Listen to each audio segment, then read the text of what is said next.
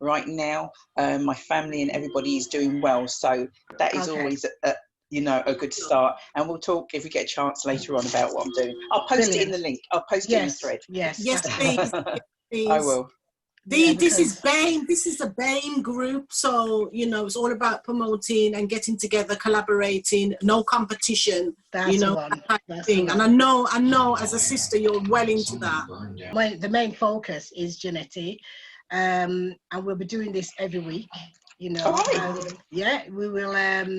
We'll be highlighting, showcasing an entrepreneur, and giving them the platform to let us know, what they're about.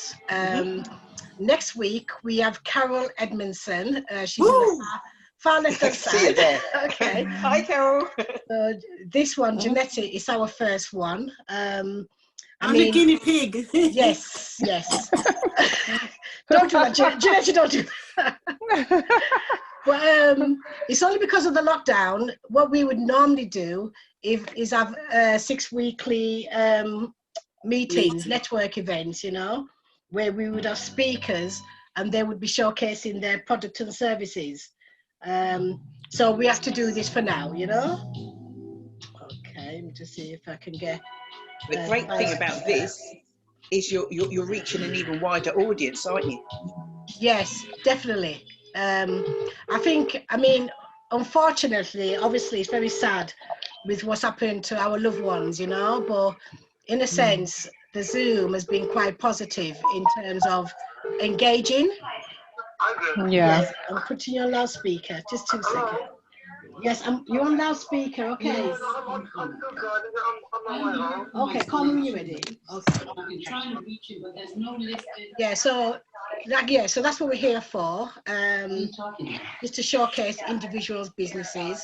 Yes, I am aware we've all got our own networks and we all promote our services individually, via platforms, Facebook, LinkedIn and so forth. But this is another one, all right?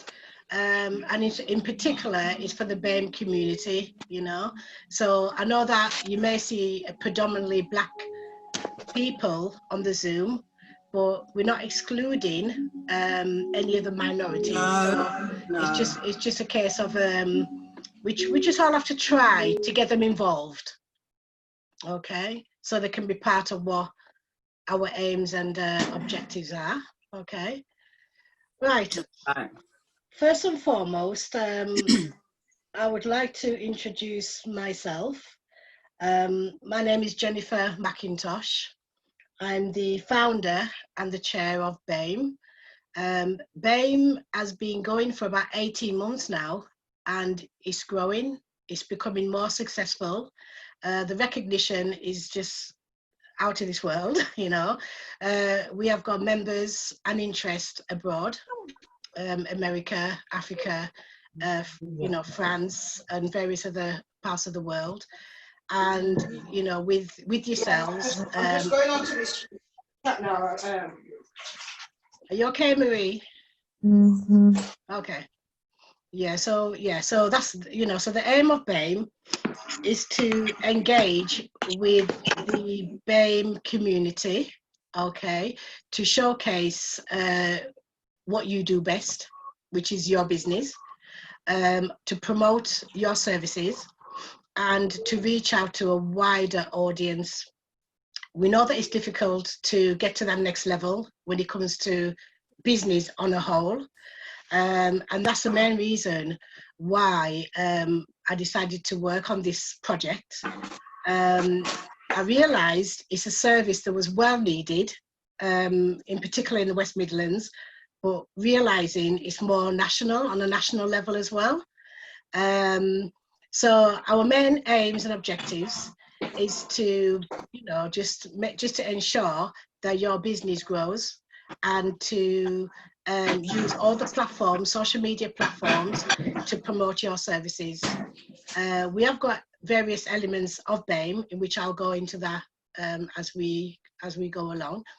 So today is one of our other new initiatives. We've got quite a few things going on. So this is a new one. And this is really triggered off from the fact that you are paid members. Some of you are paid members, and we like to give you value for money. Okay, membership is £50 for the year, and after doing research, we realized that a lot of organizations, in particular, you know, the white businesses, you could say, they charge a lot more, and you really don't get as much as what we offer. Can you vouch on that, Carol, in terms of what we do? Can you unmute, Carol?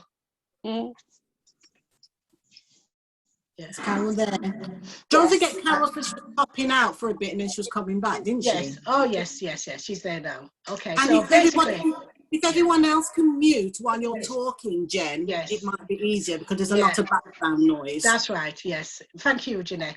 Yeah, if you can mute, and if you do need to say anything, just basically just put your hand up. Just put your hand up, and then you can unmute yourself. Okay. I mean, later on, if there's any questions, you can ask any of our members. Yeah. Well, the main purpose today is to introduce Jannette, and I'm going to ask her a few questions. Some questions that some of us have been, you know, yearning to ask, but without giving that opportunity. Okay. I'd just like to remind you that this will be recorded. We tend to record our meetings, especially meetings of this nature, so we can actually spread it and to the wider audience as well. Okay. Right. Jannette, it's all about you. Okay. Right? And I just got a few questions to ask Jannette, and then there's going to be just a break. If anybody's got any questions, they need to ask her. And you know, please, Jannette, you know, obviously you're a very straight and very frank person, and you know, and that's what this is all about. A lot of things coming up, so I'm hoping that you'll be mentioning this, you know, during the course of this, this event. Right. Why did you choose to join BAME? Now, sometimes I'm curious because we've got roughly over 200 members, and people join for various reasons. But for yourself, could you just explain why you chose to join BAME? Well, first of all, it was just the initial slogan, BAME, before I knew what it represented, because I do know that Black and minority ethnic groups, but we're not minority, we're underrepresented. So that was the initial attraction. And then when I was invited and I came and I realized that it was business and momentum enterprise, the momentum bit is what got me, because I do know that there's lots of small businesses and sole traders that are on their own but cannot push their business. So I was interested in the momentum side of it, and also the camaraderie, because when you look, I grew up at a time when there was a lot of camaraderie and partnering, doing partner schemes and things like that. And we were a natural village. So I was attracted to find that again. I haven't joined groups without feeling that there's something in it of a unity and a camaraderie. And BAME has it. That's why I stayed. Okay, fantastic. I'm hoping that a lot of people stayed for that same reason. Yeah. But for those who are not familiar, just like what Jannette said, BAME is it's an acronym for Black, Asian, Minority, Ethnic, which is the government's terminology of, you could say, putting minority people in one pot. Okay, that's the only way I could describe that. So it's not something that a lot of our members are happy with, that terminology, but that's just the acronym. So just to boost up the terminology, it's actually business, action, momentum, enterprise. So it's a bit of a dual barrel. So yes, we've got an element of people like yourself, Jannette, who joined for the business, action, momentum element, more so than the Black, Asian, minority, ethnic. But like I said at the beginning, that's not excluded. Okay. So are you happy where you are now in terms of, you know, some of the interactions you've had through BAME and some of the people? some of the network. Yes, definitely. I dipped in and out. You know, I dipped my big toe in and out of different groups, but I found that a lot of groups are self-driven rather than collaboration-driven, and competition-driven as well. And that's just leaves a nasty taste in my mouth. But with BAME, I've never found that. Everybody's helping each other. Everybody's buying each other's products. Everybody's coming to each other's thing. Everybody's interacting with each other on the different platforms within BAME. And that's how it should be. yeah, That's the only way we're going to get forward. That's the only way we're going to build back up our trust. yeah, totally agree. I mean, competition is one of the disadvantages of a lot of Black businesses. We're a minority, obviously, in a country where there's a majority of another race, and we shouldn't really be in competition with each other. What we should be doing is boosting each other's confidence and That's supporting the businesses. Absolutely. And that's what BAME is about. Initially, it was recognised by the local authority in terms of lack of representation. Okay, so that was a trigger in forming BAME, because we do need to represent. We do need to show, especially the young people, that you know that Black business can work and it can be successful. So this is a starting point. Okay, so I totally agree with your statement on that. Okay, now during the course of speaking to Jannette, you know, she might say something that somebody wants to respond. So please, if you want to respond to anything that Jannette said, just put your hand up and unmute, and then she'll answer your questions. Okay. Best I can. Because this is actually interactive, you know, because obviously you've all joined Zoom meetings where, you know, it's just basically talk, you know, coming from one person. So we do want it to be interactive. So if anybody wants to say anything, feel free to say that. Okay. Thank you. Right. So you do quite a lot of things, Jannette. The short time I've known you, which I think is more or less 18 months or so. Me personally, I can't really keep up with you because I'm a bit confused. And sorry, when I say confused, that's all right. I haven't had that opportunity to say, sit down, Jannette. What exactly do you do? You know, what are you about? So I know you've got a few strings, you know, under your sleeve, and I know one of the things that you do, you're an author. Okay. Yes. So yes. I'm not sure how many books you've written, but you know, why did you become an author? You know, what was the trigger in you becoming an author? Trigger. That's a really good word to use, because it was all about triggers in my life. Because the books that I've written, it's not like fiction or anything like that, or something that I made up that's just come out of the air. It's my autobiography, and I've written 2 books, but it's 4 parts within the 2 books. The first book is called They Never Saw Me, Triumphant Through My Early Years. And the second book is I Don't Know Who I Am. So 2 very strong titles, They Never Saw Me and I Don't Know Who I Am. And it's because for the first 30 years of my life, there was a lot of trauma and a lot of confusion that I had to sift through. And writing over the years was something that I had to do over and over again, because I'm actually dyslexic with dyscalculia. So mathematics as well as literature was very confusing to me. But not because I didn't study well, because I studied really well and really hard because I passed my 11 plus. Wow, but it was because I was taken out of a lot of my classes because of having an autistic sister, so which I had to look after, because we actually shared the same year. Yeah. So becoming an author was my way of escapism and coming to terms with all the what-haves, maybes and should-have beens in my life. I mean, just trying to unscramble everything and put it down so that I can read it back to me when I get a bit lost. Yeah. And that's basically the main reason. I mean, and also, I think being an author, I can imagine that it's quite therapeutic. It's like you're doing a self-help. Definitely. Releasing some of your, you know, some of your past, you know, letting the world know what you've been through. Thank you. It was, Jennifer, and the main reason behind that as well, because I'm a retired psychiatric nurse, and being out in the community as a freelance practitioner, mental health freelance practitioner, I need my own resources to fall back on when I'm absorbing everybody else's trauma. I mean, where do I go? Yeah. You know, I need my mindset to be stable enough and plateaued that I can handle everybody else's, as well as continuing to grow within my own and handle that.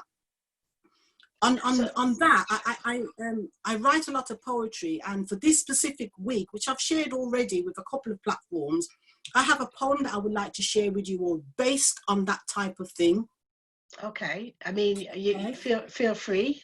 Yeah. It's called Loneliness Heats My PTSDs. Okay. Yeah. I can be in a crowd and have a multitude of family. Think I'm okay, but I have that hidden enemy. Mental health and loneliness has no partiality. Look at the celebrities, now that's the reality.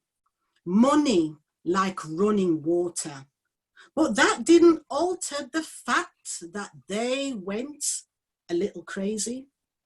You see, it's like the ripple from the pebble in the river, starting tiny, but getting bigger and bigger, wider and wider, driving us further and further from our reality. And that's the tragedy, because our mental health and loneliness is something we tend to hide. And because we hide it, we sometimes collide with it. My PTSDs had me on my knees saying, forgive me, please, to my families. But then the pills and booze that I promised to lose, when I'm forced to choose, took me off that snooze button. And then I was rotten and erratic, which brought on even more panic.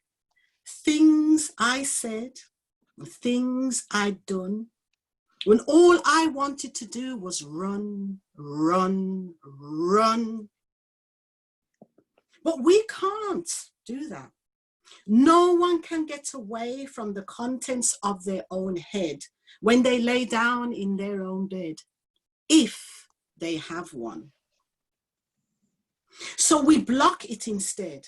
A drink, a blade, a fix, or a cocktail of pills we made.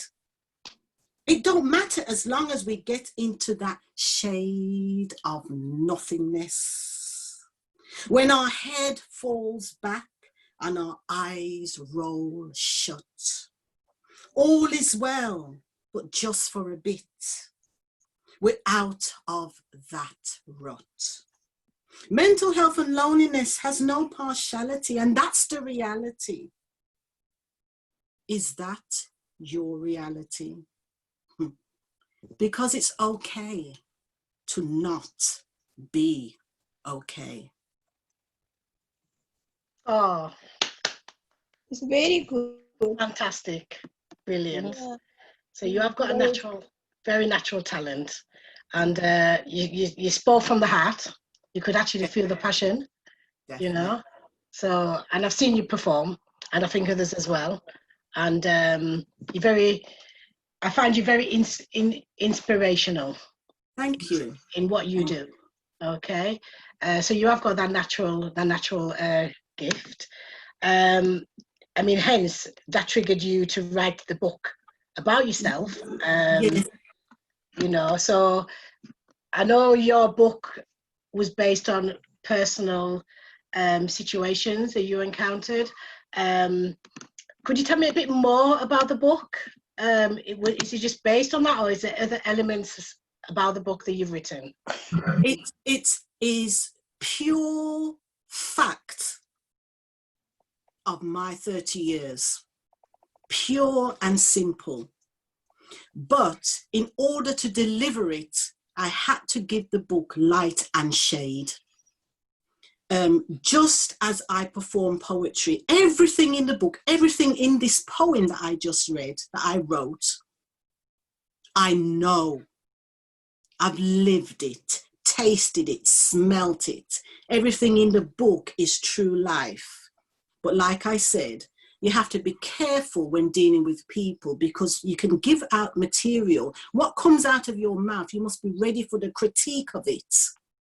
You know, you have to be prepared to take the ricochet and brace yourself.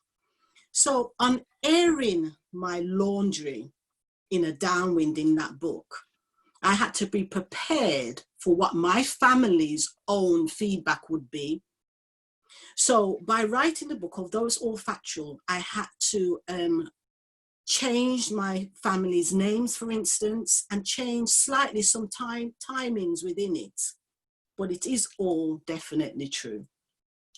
But what I tend to do, I find that when I'm doing things that are trigger made, I change it into poetry, just as like the poem I just read. So within the book, traumatic periods, I put it into poetry and also into song. Okay. So I have songs and things that I've written over the years, songs that I've written for the musical play, which should have been today. Yes, that's right. It should have been today, yeah. But obviously it's changed now to the 10th of October, which is World Mental Health Awareness Day. Okay. So I'm hoping that that goes ahead. But yeah, different parts of the book I've made into song as well for that play. So that's the way I deliver something, because it's a little softer. The message is there, it's direct, but it's a little softer. Okay. So that's the way a trained psychiatrist delivers things in ways that the person can take on board and dissect themselves without flipping and going crazy. So I'm very mindful of that. Yeah. So what would you advise for any budding authors on this platform? You know, people who has had a passion to actually write their own book, but they haven't got the confidence. So what would you advise the first thing for them to do? Well, first of all, I would say, how easy do you talk to people? Okay. Are you a sociable person? Do you find it easy to speak to people? Because that's your story already. You've gone somewhere, had an event, you've met with a girlfriend, you're speaking to your colleagues at work. How fluid and confident are you at speaking with somebody else about anything or something that's happened? That's your book. Okay. Because when you can speak like that, when you can deliver something that is lifelike and passionate and drives you, then that's your book, because you can be descriptive and colourful and fluent within it. And that's how you have to draw your reader into your book so that they walk with you. So if you're naturally like that, you can write your book quite easily.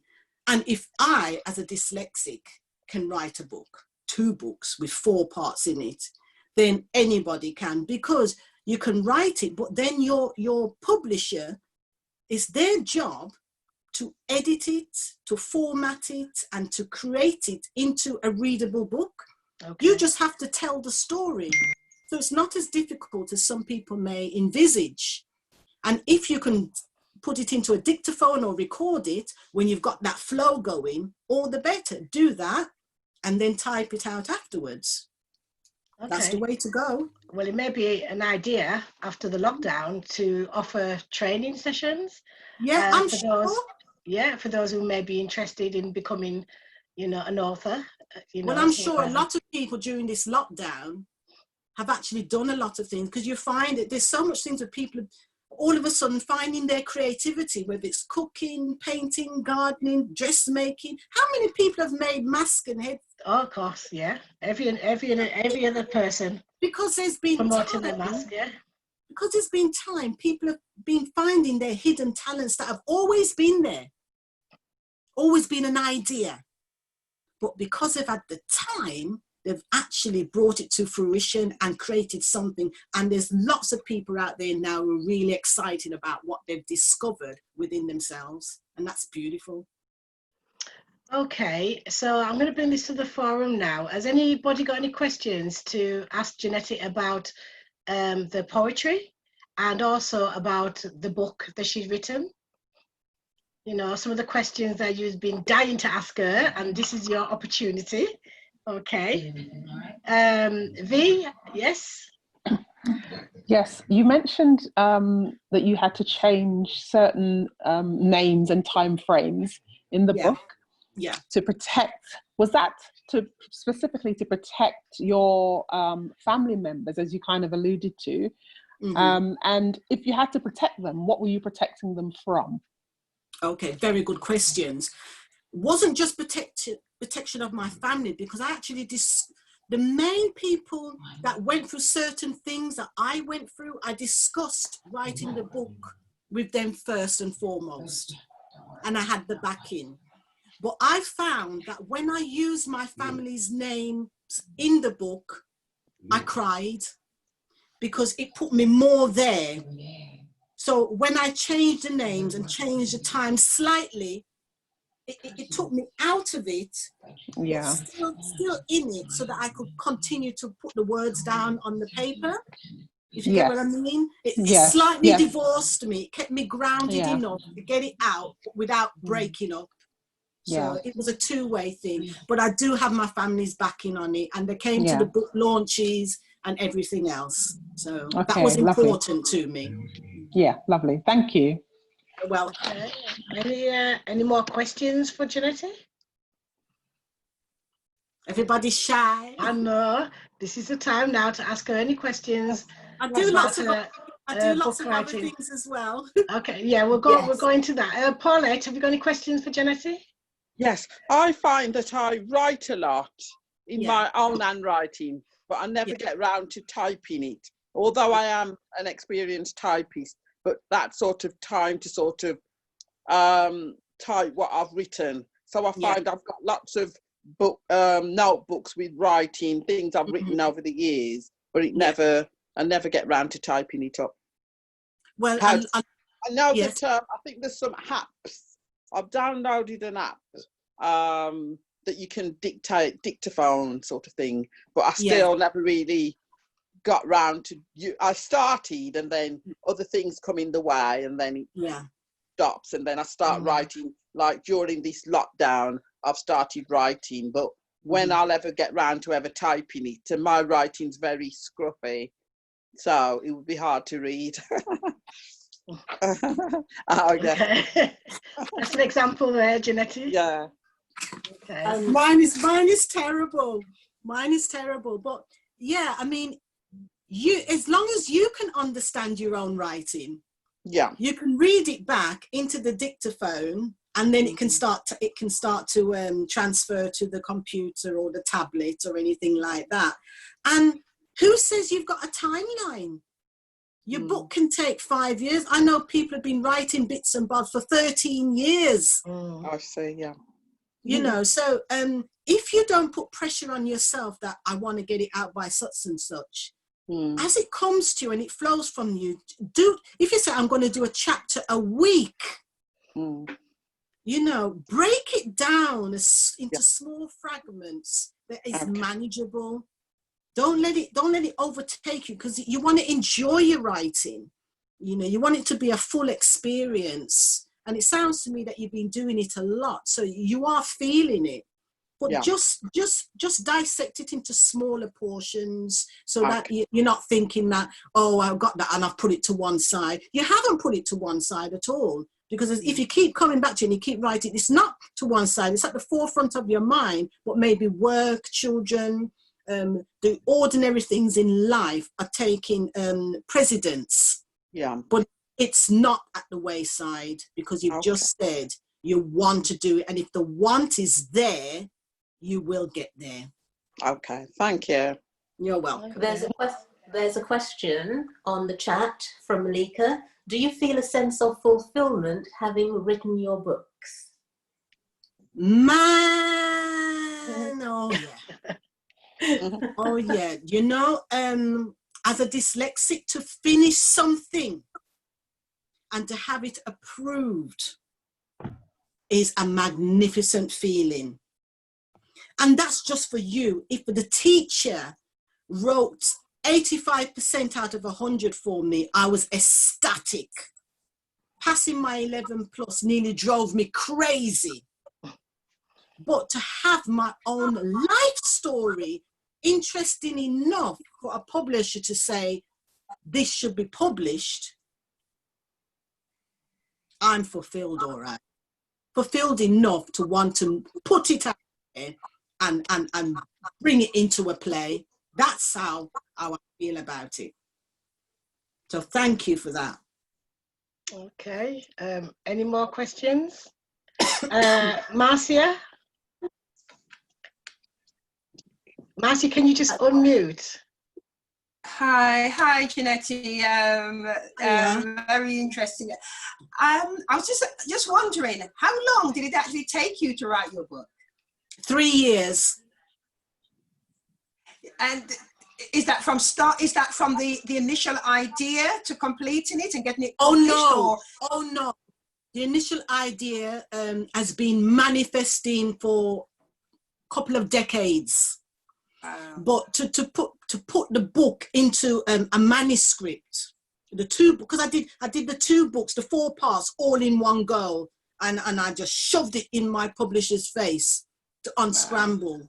So it was a huge thing that she had to, oh my goodness, this dyslexic writing back, forwards and all over the place. But I sat down with her and I let it come out, and then she drew out the essence of it too, to make it readable. Because when you're flowing in something, you tend to babble and rant. So she had to slow me down and draw out the facets of it, and then say, Jannette, I think you mean this, don't you? And I says, well, didn't I say that? I didn't say it to her, but in my head, that's how I said it. Yeah. You know, so yeah, it was 3 years in the making. Wow. Okay. It's interesting you saying that, you know, it can take as long as, because I started writing a book about 8 years ago, and I think it's just been parked. And I thought, each time I say, Marty, I need to pick that up and carry on with it. And I suppose it's just getting that inspiration and that drive to say, right, now I know. Because I feel I've come to a crossroad. Not so much a crossroads, to a block, and it's do I want to say this or do I want to say that, or where should I go? And I thought, rather than pondering, just leave it, and hopefully naturally it will just start flowing. Well, can I give you a tip? When you come to what we call writer's block, right? Pick out what one word that is blocking you. So you wanted to describe something to do with your garden, and you pick out the one word grass. So around grass, you've got green, you've got long, you've got thin, you've got shoots, you've got borders, you've got all those other words around it. And then you've got a description, and then you've got depth, and then you've got the smell. Then you've got, you see, it grows and grows. And before you know it, you've started writing again, because you've got descriptive again, and you've got that feeling again, and you've got that bounce. So when you come to a block, what am I trying to say about this? Pick out one word and then grow around that word. And before you know it, you're off again. And it might come in the middle of the night, switch the light on and just write that one paragraph. And then in the morning, you'll go back to that one paragraph. It's like trying to get back into a dream. And then you'll be like, oh yeah, I remember. And then you'll go. But like I said to the other person, small bits, read them back, elongate them, describe them, grow them, feel them, and you'll get there. I would like to, it's probably worth, you know, back to Paulette, you know, on my phone, I've got the notes. So if I've got an idea, I just put it in there. I could be on the train, I could be walking, I just put it in there. So my notes on my iPhone is where Thank you, Eva. Yeah. you know, so I've got a book coming up in that sense. Right, Carol, is anybody else waiting to ask any questions in the chat? No, but I've got a question. Okay. Yes, Carol. Let's go, Carol. Yes. How do you get to choosing a publisher? Because you've talked about your publisher. Mm-hmm. You know, you worked well with your publisher, but anyone who's thinking of writing and they're almost there, how do they go about finding a publisher that they can work with? First and foremost, I think you must think of the audience. Who do you want your book to reach? So if you want it to be international, worldwide, and so on and so forth, then you can, it doesn't really matter which publisher you get, because already you've got that big mind's eye, right? And you're ready for the world. But if you've got a target audience, I had a target audience. I'm born and brought up in Handsworth. I wanted to reach the BAME community because my book has a lot to do with cultural silences. The Asian and Black that go through that, I wanted to reach them. So I thought, okay, I want a Black or Asian publisher. And then once that was in my mind, I started looking. And then I came across Marcia M. Spence Publishing House from Wolverhampton. And I knew of her winning certain things. And I thought, now, can I work with her? Would it be too much? Would my type of book be something she wants to do? Or does she just do fiction? So then I had to research and ask, and I met her in Greg's and we chatted, and then it was boom! She was, your book sounds meaty. Send me the manuscript. And then we went on from there. So I think you have to think what your audience is and where you want your book to be and all those things first, and then you can find your publisher. And there's lots of publishers on Fiverr and things like that if you want to have a look. So yeah, okay. But think where you want to go first before you choose. Okay, so to move on slightly, so you say you also do acting. Okay, obviously amongst other things. So where have you performed, and how long have you been an actor, an actress? Well, yeah, my first bit of acting was a lot of dance sketch performances when I was a lot younger. I did performances on Pebble Mill. Do you remember the old Pebble Mill? Yes, I do. Remember that one? Some of you will and some of you won't. Yes, I do remember. You know, but my real star-struck performance was in Taming of the Shrew with Judi Dench before she was a dame. And that was absolutely magnificent. That sort of hooked me. And I thought I was going to go all the way because Judi Dench said to me, little me, you've got something. That's all she said. You've got something. And it was like the king, the queen, God saying they approved of me. And that was enough. But life came, children came, different things came, you know, and you find your priorities. But I kept the acting thing going because I was also on a program called Lifeline on TV. It used to come on TV. Yeah, I do remember that. Yeah, Lifeline. And I've also done lots of theatre type things, which is something that I love because I like that kind of live performance where you get the energy of the audience. I've worked with Gazebo Theatre Company, with Tonya Daly Campbell, you know, thankfully. So I've done things like that. And also, of course, I do my one-woman show as well. Before you lot knew me, you know, I was kind of doing it. Because I've only been on Facebook for 3 years now, so it's not that long. So, but I have been doing it in small groups, churches and different theatres and things like that before you all knew me. So, yeah. Okay. Well, I don't mean to put you on the spot, but can you give us an example of your acting skills?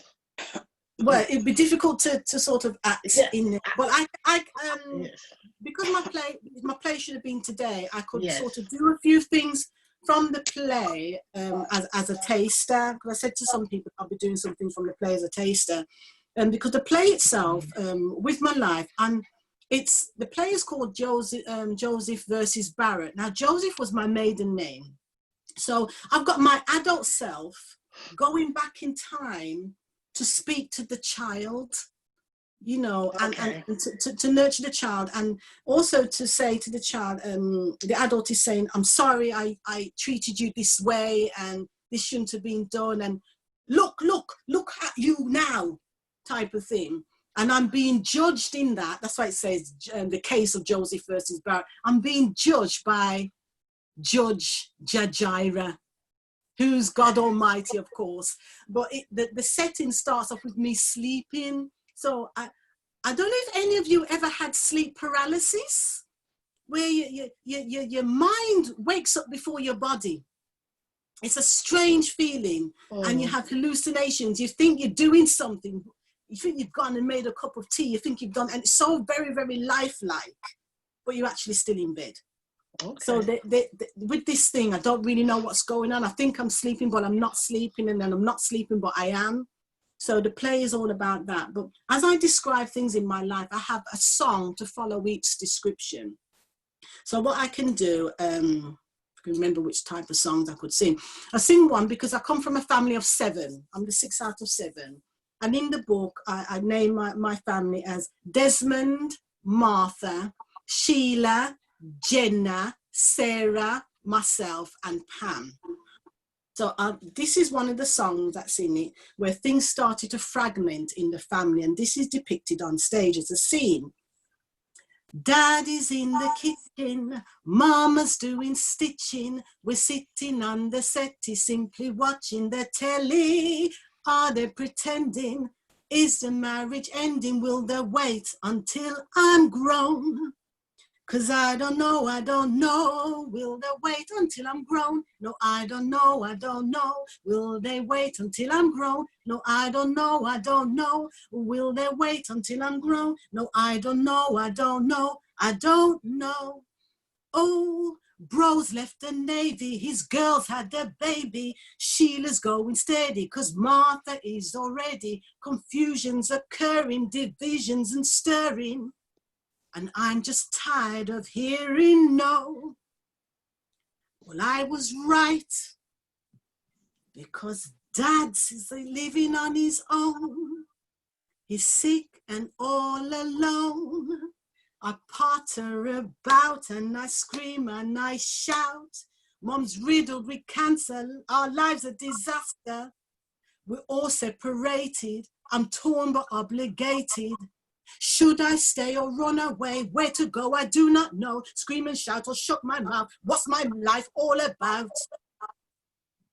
Well, I don't know. Should I stay or should I go? No, I don't know. Which way will I go? No, I don't know. They didn't wait until I grow. No, I don't know. I don't know. Oh! Oh, okay. Fantastic. It's difficult to do because it's being acted, you know, so yes. And I'm pointing to people at the same time, but okay. that's one of them. Well, a woman of many talents, as I mentioned earlier. So, I sing in different genres, so there's different songs. I sing operatically and I sing jazz and blues, so there's different types that I do in the play, but yeah. Okay. So in terms of the music, what would you recommend in terms of your music? I mean, can you purchase the music that you actually produce? Well, you know, lots of people, this is the thing. I do a lot of songs. I've sang with people and they're always saying I must do some kind of album. But the only singing and things that are out there is the things that I've done in church. Okay. You know, and at the moment it's staying there, because if you put something out there, an album, Spotify, or whatever you want to do, people want the next one, and then you have to be prepared to go and promote it, to sing it there, to be interviewed on radio, interviewed on TV, go to this place, go to that place, go to London, go wherever. At this period in time, I'm devoted to my clients.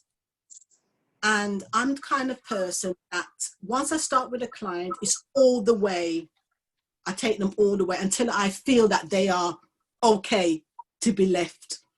So if I was to get deep into that, I believe it has to be a tunnel vision thing. And I'm in far too many different things. And I don't like something like that. I don't believe it should be watered down, because once you put something out there and then it gets a little bit stale, oh, it's long time, I've heard that person for a long time, and then you're forgotten.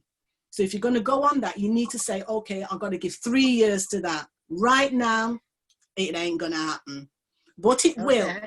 But it will, because I have people in the pipeline that have already said to me, when you're ready, we're here. So. Well, you'll have to just continue doing your performances after the lockdown. Yeah. So we can actually see what's going on. Any questions so far? Carol, can you see any questions in the chat? No, just some comments. Okay. Favourable comments, brilliant and well done. Okay, fantastic. But I know, having met you at the BAME events, that's where I first met you, Jannette, I know, and you have got such an amazing heart for charitable work. You blow me away. I don't know how you fit all these things in, looking after your the patients that you, or clients that you devote yourself to. I mean, Jannette's hours are horrendous. I mean, they are horrendous. God is the one who gives her strength, because I certainly don't know where it comes from. Yeah. But yeah, I just love your heart. Yeah. Jehovah Jireh, my dear. Jehovah Jireh. Okay. Okay. That's it. Okay. To him be the glory. That leads on to something totally different. I mean, back to your work. Obviously, you did mention you work in the mental health field. It is Mental Health Week. I think it ends next week, I think. So finished tomorrow. Yes. So could you just explain why you chose that profession? And was that triggered on by any history in terms of yourself or other people that you know? Yeah, that's there. You put another word again. First one you use trigger, another one now you've used history. Mental ill health is my history. End of. From the age of just over 2, I've experienced different types of trauma. So if you've got children or grandchildren, 2 is the terrible 2s. Okay. That's when a 2-year-old is ready to start being independent, just that independent streak starts to come in. So there's that tug of war. So imagine a 2-year-old being in charge of a 1-year-old with autism. Wow. Challenging. Okay. And then continuing to be in charge through school, because my sister was in the same year as me. So your school years are the years where you learn and grow and find your personality. Okay. So I am in charge of my autistic sister, while I am trying to find me, while I am trying to grow, while I am trying to deal with a father that was born in 1909, that served in the American Navy, that went through horrific Americanized racism, that he tried to educate us in by providing us with the tools for 100% resilience and 100% independence. I'm going through all of that. However, I have no comparisons to know whether it's right or wrong. So when I did become old enough to start wanting to find out, why was my life like this? Why is my brain full of several personalities talking to me all at the same time? What is wrong with my head? I had to go and study as a psychiatric nurse. That's the only thing that interested me. I wanted to know what on earth is wrong with my brain. No, it's not like everybody else's. Because why am I getting these voices all the time? They're there. And then sometimes they're there in front of me as a thing that I can see and touch. and I'm arguing with them, but I'm trying to not let anybody see because no one else is doing it. So I needed to find out why. So I studied that. And from that, I wanted to help other people not get as confused and as scrambled as me and start doing the most bizarre, erratic things that got people frightened.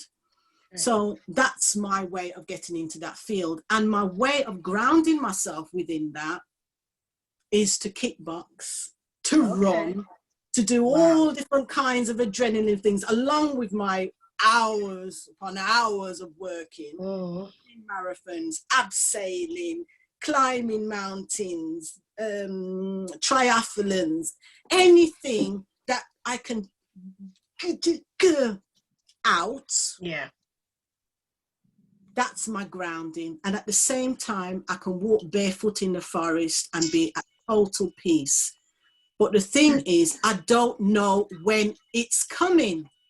Okay. So in order to prevent it from coming, I have to continue with these things to keep me on a plateau, to keep me prepared to handle other people's things as well as my own. Do you think it's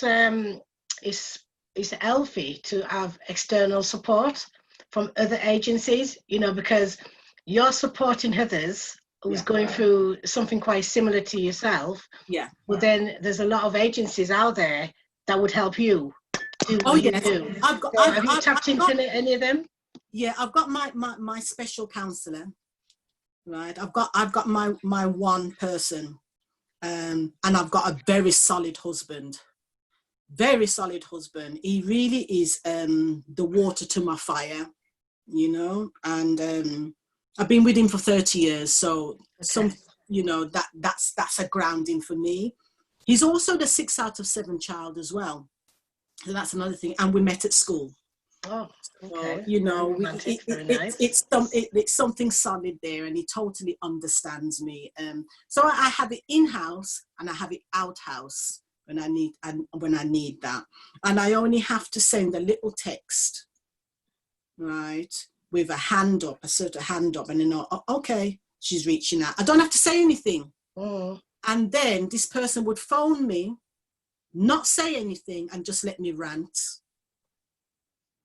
And then they will put a thumb up like that. No words, just a thumb up like that, right? As if to say, am I okay? And if I'm still doing this, they'll let me carry on some more. until it's come out. Until it's come out. You know. So what advice would you have? I mean, we are in Mental Health Week, and we know a lot of our young, obviously as well as old, are going through that at the moment. Yeah. And we tend to be very proud people in terms of talking our feelings, in particular men, you know. Men tend to keep things to themselves. They do. So what advice would you give to somebody who's going through that now and not even recognizing that they're going through mental health issues, depression? So what advice would you give that person? Because, you know, there's a lot of stigma. Okay. So how would you, and what would you advise that person to do? Well, first of all, I would advise them with the methods that I've found valuable, which is the writing it out. Because have you found that people are more susceptible with reading something that is there and not saying it? Okay. Some people that are frightened of saying something, they would text it or write it out. And then there's the reverse thing, that social media, they're happy to vet out some nasty texts and vicious messages, but they could never say it to your face. So there's something in writing things out, drawing things out, something to do with art that can help you open vessels that you don't even know need opening. Okay, so sometimes I take my clients somewhere. I say things like, if you wasn't here now, where would you be? Where would you like to be? Or if you was a creature, what creature would you be? And from that, if they say, oh, a lion, I know that they've got a lot of inside. So I said, okay, I'm going to have to pace that way. If someone says, I'd like to be a fish swimming in the ocean somewhere, I know that they're fairly calm, but they're erratic. They don't know where to go. And they feel like their problem is so deep. That's why they're choosing water, you know. At the same time, they want to come to the surface. So you give them some kind of tool, but it's the answers that they give you with the trained mind and the research that you've done, a psychology or anything, that you can fingerprint and pick out the fragments and put the pieces back together for them bit by bit. So I choose art and craft to empty someone's vessel. And once the vessel is empty, totally empty, and really the only way to reach people is when they are totally empty, because if they've got any of their self left in there, they're going to be fighting you. Yeah. Because remember, anyone with that mental health illness, they don't like themselves very much. Their self-esteem is very low. You only start to come out of it when you have self-worth. When you have self-worth, your mindset starts to get pieced back together. When the mind starts to piece back together, it starts to look after the body. But if the mind ain't there, you ain't going to get up in the morning. You're not going to eat very well. You don't care how you look. You don't care how you dress. You don't care whether you're clean or dirty. You know, you're just trying to get from day to day. Yeah, totally. So understand. That's the type of things I would have. But I need a nugget from them first. And it comes out better in art than in speaking to begin with, because you're a stranger until you create common ground with them and they open up to you and they start saying, you know what, this person's on my level. They know what I'm saying. But with every of my clients, I always give them a personalized poem. A personalized poem that is there, that they can hold on to, that says, Jan knows who I am. That's fantastic. Brilliant. Awesome. There are a couple of questions on the chat. Yes. Yeah. Do you want to read them out, Carol? They're there. So, how old were you when you started hearing voices? 7. Okay. 7. Excellent. When I knew it was voices, not just my mind. I mean, detached voices. 7. Okay. And Michelle says she's reading your book. They never saw me. Okay. Thank you, Michelle. Malika says amazing. And another one from Michelle. When did you know it was the right time to start writing? Well, I've always written. So you mean the right time to start writing my book? When I knew it was the right time to start writing my book, the main perpetrator of all my trauma, whether it was discipline at home or anything else that I went through, there was another type of trauma, which was child sex abuse. When that person in the family died, I was released from that guilt, and I said, I will be the one that stands with the family and have the justice for all of us. And it happened at this person's funeral. I stood up in the church and I said, the wages for sin is death. And then I sang, it is well with my soul. Okay. So I know the family was there. So therefore, that message I sent out to all of the family to say, if it happened to you, I'm speaking for you and I'm going to do something about it. I'm going to release you from your guilt, from your shame, from everything else, because we are not to blame.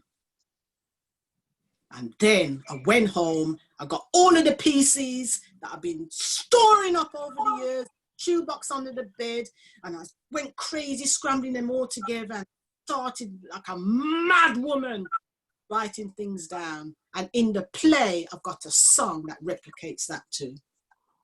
Very heavy song. And any more questions? Fantastic, Jannette. Any more questions there, Carol? No, not in the chat. Right, okay. So we're just going to open up now for some more questions, okay, from the people on this platform. And like I said before, I you know, it's very interactive. So I'll call out your name as I go along, and Yeah, please feel hi, Dawn. to ask a question. So, Carol, have you got any questions for Jannette? No, there is a comment's just come through actually from Dawn Miller. I was heartbroken when I read your book because I went to school with you and I thought I knew you because we were such good friends and didn't know what you were going through. I know. You see, that's the thing about cultural silences. You see, Mother says to me, if you say anything, they will take you away.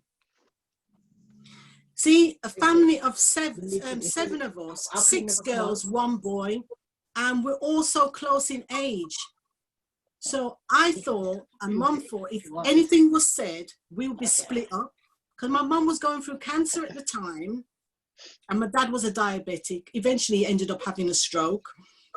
So if people knew that they weren't caring for us properly or weren't capable, and we said anything, then maybe we would be split up and taken away. So I had to keep my mouth shut. I kept my mouth shut. With everything, I kept my mouth shut. Wow. Dawn was an absolutely fantastic friend to me, and especially to my sister, my autistic sister. Absolutely brilliant. Absolutely brilliant. I didn't know anything. I'm so... So is this... who's speaking, sorry? That's sorry. Dawn. It's me. Dawn Miller. Yes. I was just saying, I was so heartbroken when I read it. I mean, I read it. It's such a moving story, but it got my heart because we were such good friends at school. We used to do so much things together. I remember when she said, "Oh, should I pierce your ears?" I said, "No." She pierced Barbara's ears, and then after Barbara was like, "Oh, that hurt." I was like, "Not piercing mine." We just done so many things together. Remember our pencil skirt when we used to rip our split and then go into the toilet and stitch it back up before we went home. All them things that we used to do, and you was going through all that, and I didn't know, and I feel like you just could have just done. Because it was booked till 7, but it's still going on. Yeah. It isn't a light to go on. No, Dawn, I'm sorry, but you know, I don't know how to open it. One thing about our parents no problem. is that they did give us that independence and resilience, you know. And by having that independence and resilience, I didn't infringe it on anybody else, you know. I mean, I was so extra at school, wasn't I, Dawn? Oh, I mean, absolutely. Nobody would have thought. You see, I was always a performer. Always a performer, but you see what that was? That was my external mask of armor. Do you know what, Jannette? Now I'm older and I work with young people with mental health and I do mentoring and stuff. I can see that was your release, your 100%. Yeah, you was just it was your armor. Yeah. Absolutely. Brilliant. Any more questions for Jannette? Yes, hi Jannette. Carol, yes. Hi Carol, my namesake is over there, Carol Edmondson. Hi. I got held up in the shop, so I was a little bit late. I apologize for that. It's okay. I think your story really tears me apart because you know, what is so horrific about it all is that the fact you suffered so much in silence, and I don't know how, I can't get my head around how you coped, but we now have a big problem in Jamaica with child sex abuse. It is rampant, and I'm sure I don't know if you're Jamaican background, but over the years, it just seemed to have gone worse and worse, which is so very, very worrying. And I saw a video, I think a day or two about an American young woman who was sexually abused, I think, by the mother's boyfriend or something like that at a very young age. And she's now looking into, you know, getting awareness about, you know, what's going on, particularly in Jamaica, because don't forget, it's right across the world. But for me, having experienced that childhood trauma, how have you, like you said, you've masked a lot of it. You've gone into acting, and you've now had the ability. You've been had the opportunity to write a book. So obviously, there was a greater purpose for you, which is, thank God, is man. But there are those who are so lost and are worn out at this moment and don't know where to. What would you say? Because it's such, like you said, in families where, the pressure seems to be on the child to protect everybody else. Yes. 100% bulletproof point. The child feels responsible to protect the adults, and the adults should be protecting the child.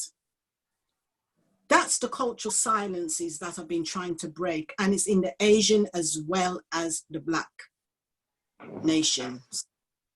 And when I reach out to my people, it takes a long time for them to open up, like I said, and I do use art and crafts. And sometimes I just call them and sing to them, and that is why my second book is called I Don't Know Who I Am.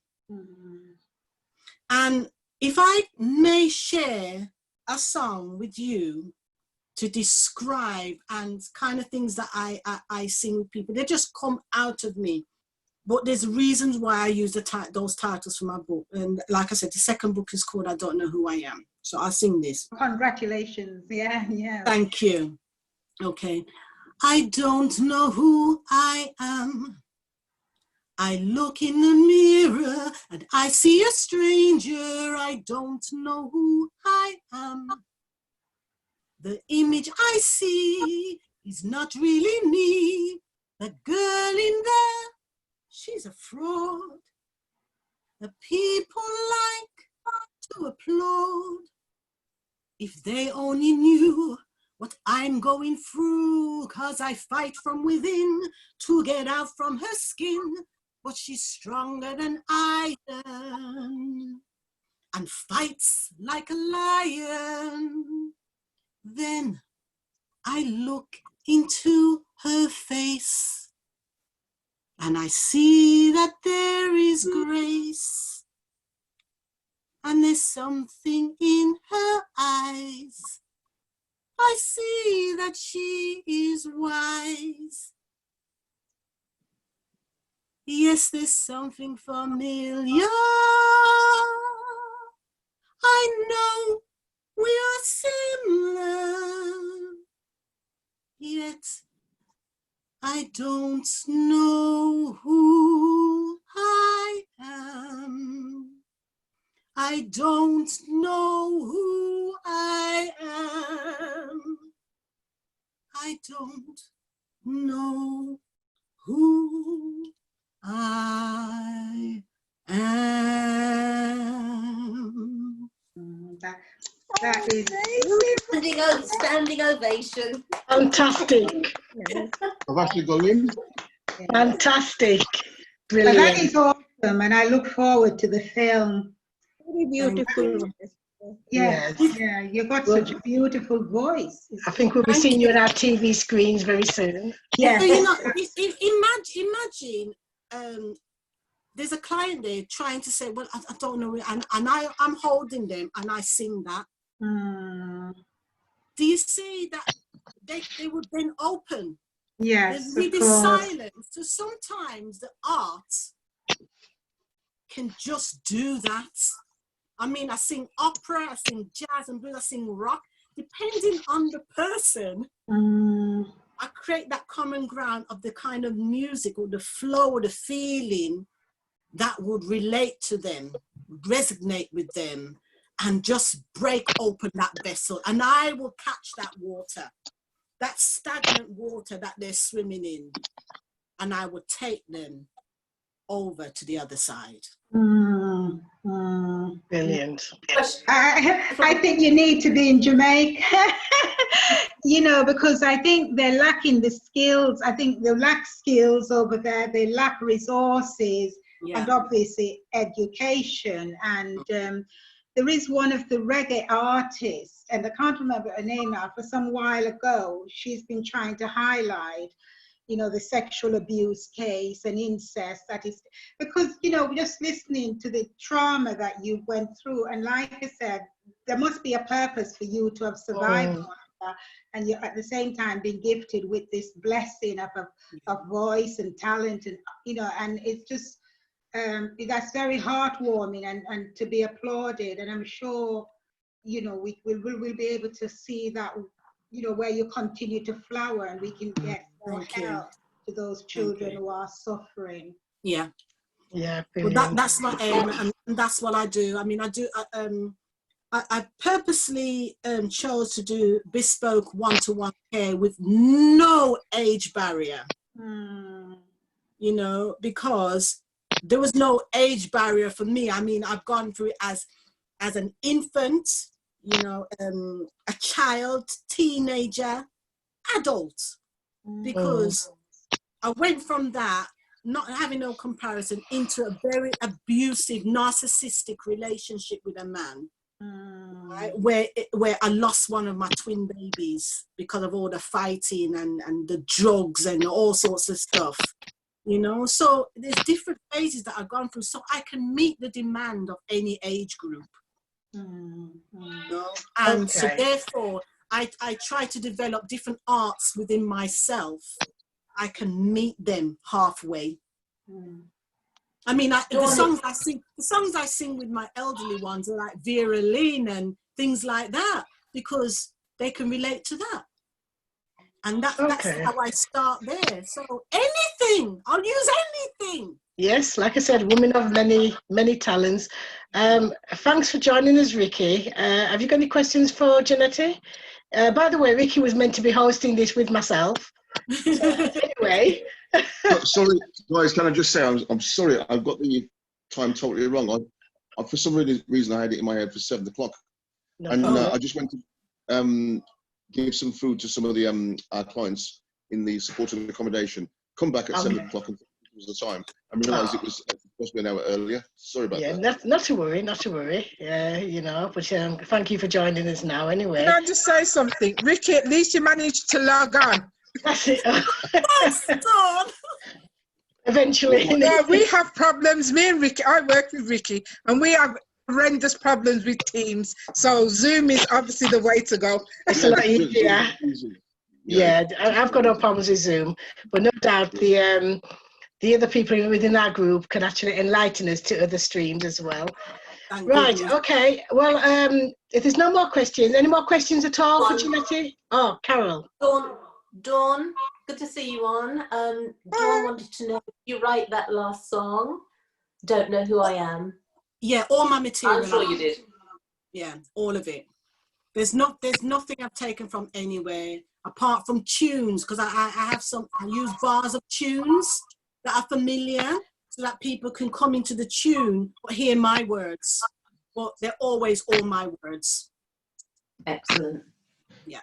Okay, brilliant. Okay, well, I'd like to say thank you very much, Jannette. Not only are you an inspiration to myself, although I don't verbalize it often, but I know you are an inspiration to many. And I'm so happy that you are part of the BAME organization. Me too. You know, we'll grow together. And I'm hoping that, you know, whoever's not part of the organization, you know, they can actually get in touch. And then we can actually let them know how to go about doing that. So again, can we applaud Jannette? She did a good job. And thank you very much. And can I say also, re-membership, wanting to know more about BAME. Dee was asking, and I've put the website address where you can find the information. Thank you, Dee. www.bamebusiness.club. Yeah, and what I'll do, at the end, I'll give out that information as well, Carol. Now, before anybody goes, just to let you know, next week we have another event similar to this, and Carol Edmondson, she will be our guest speaker next week. Okay, so I'm expecting to see you all there, and to think of any questions you'd like to ask Carol. next week. But Carol, can you give us a brief of what to expect? Well, how can I follow Jannette? Come on. Oh, you can. Well, so my take on next week is going to be very much from sharing my story and talking about natural health, how health affected me and why I got into doing what I'm doing, and also looking at health from a two-pronged approach. You know, we look after, Jannette talked about our mental health, we've got our spiritual health, we've got our emotional health, and we've got our physical health. So bringing the lot together, it's looking at how our financial health has a bearing on our physical health and marrying the two together. So fantastic. Yes, I've done public speaking, and that's normally the ethos of what I speak about because it comes from the heart. Health is something that resonates with me. Okay, well, I'm looking forward to it personally, and I'm hoping that everybody else can tune in, you know, and listen to what you have to say. Okay, now I'll give you some brief details about how to get in touch and get involved. But then, just like what Jannette said, we have got a website, so the information's on there. If you want to email for further information, our email address is bame.networking@gmail.com. That's our email address if you just want to ask any just random questions. If you want to check out the website, you'd be very much impressed. It's bame@business.club. Okay. No, Bame Business. So sorry, bamebusiness.club. So that's our website there. If you want to find out about how to join us in terms of becoming a member, Bill Brown is the vice chair, and you can contact Bill Brown on 07 906 994 192. Myself, if you've got any other queries and you want to speak to me personally about Bame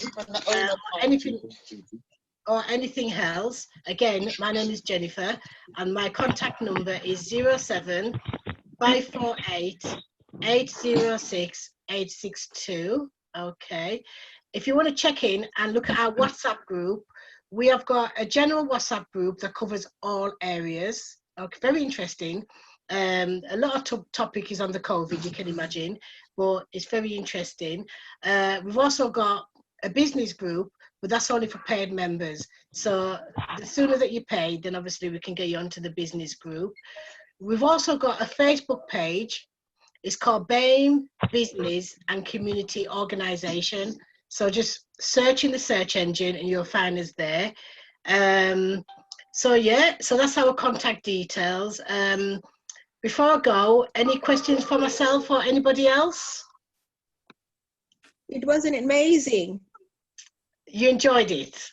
Yes, very nice. Thank you. Thank you, Jannette. Yeah. Thank you. Yeah. Thank you also. And hopefully we'll see you next week. Thank you, Jennifer. Thank you. Thank you all. No problem. Can Yes. Can I just say, I'm sorry I missed it. I couldn't get on. I thought I was early because I thought it started at 7. So I came in at 22 thinking, oh, I'm really early. I'll be here waiting, and you'd already started because it started at 6. So not to worry. I think next week is it next week 6 o'clock? Is that right, Carol? Yes, it is. Yeah. Yes, 6 o'clock next week. But we don't tend to rush on these things because we've got extended, so you can be here till 12, talking about any other business. if you like, you know.